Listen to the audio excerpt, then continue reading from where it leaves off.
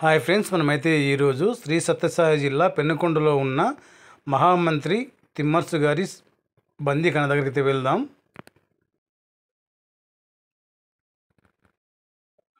మహామంత్రి తిమ్మర్సు గారు చేయని తప్పకు అతనైతే జైల్లో వేశారు.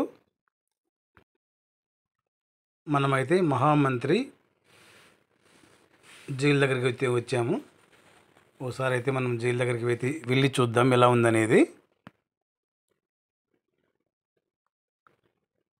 మనకు వెళ్ళగానే ఈ బోర్డు అయితే కనబడుతుందండి. ఎటువంటి ఇబ్బంది అయితే ఉండదు. మనం చూస్తున్నది మహామంత్రి తిమ్మర్సు గారి జైలు.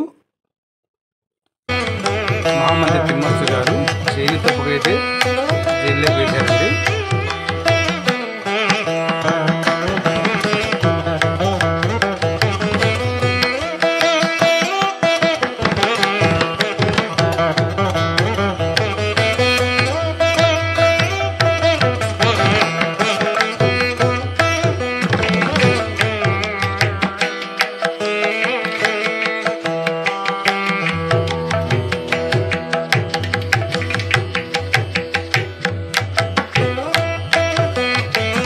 ఈ బందీఖానలోనే శ్రీకృష్ణదేవరాయలు మహామంత్రి తిమ్మర్సు గారికి కళ్ళైతే తీయించారండి.